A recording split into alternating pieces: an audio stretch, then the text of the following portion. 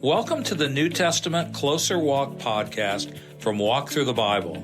This podcast is a daily adventure that will guide you on a life-changing journey through the New Testament in 1 year. Join us every day as we listen through the entire New Testament, along with a short devotional and thoughts from great Christian leaders of the past that will help bring the New Testament alive for you today. It's a closer walk with Jesus through God's Word. For more free resources, including a daily worship from the Heart text, go to walkthru.org/ntpod. Standing by God's grace alone.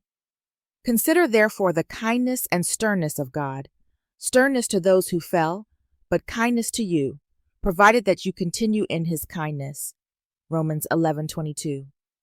Longevity is no guarantee of legitimacy. Tradition alone is no safeguard of the truth.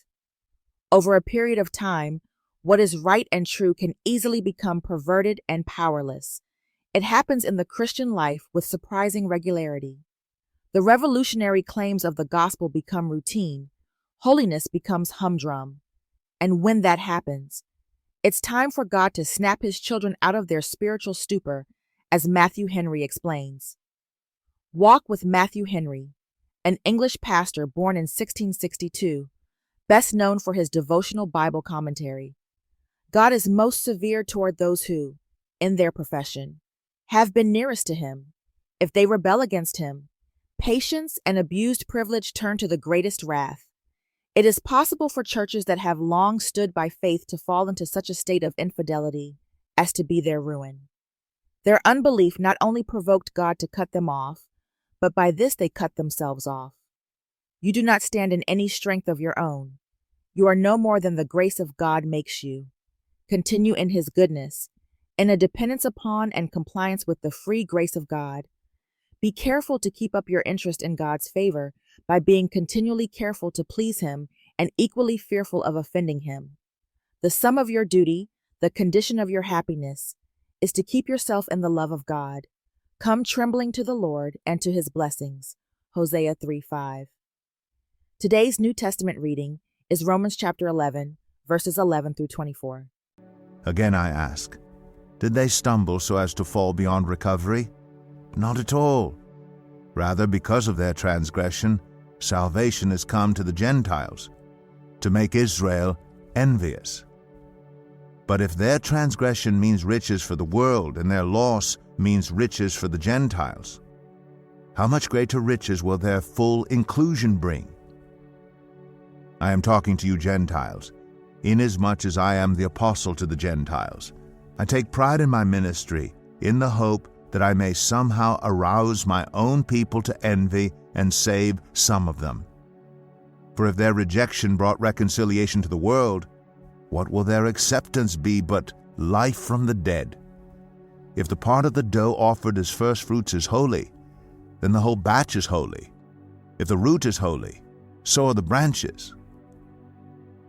If some of the branches have been broken off, and you, though a wild olive shoot, have been grafted in among the others, and now share in the nourishing sap from the olive root, do not consider yourself to be superior to those other branches.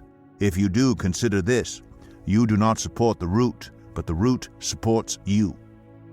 You will say then, branches were broken off so that I could be grafted in.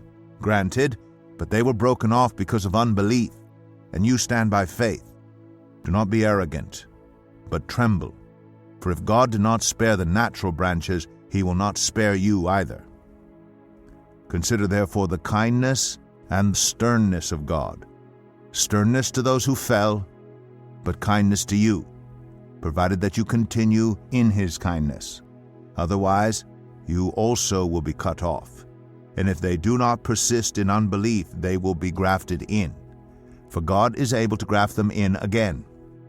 After all, if you were cut out of an olive tree that is wild by nature, and contrary to nature were grafted into a cultivated olive tree, how much more readily will these, the natural branches, be grafted into their own olive tree?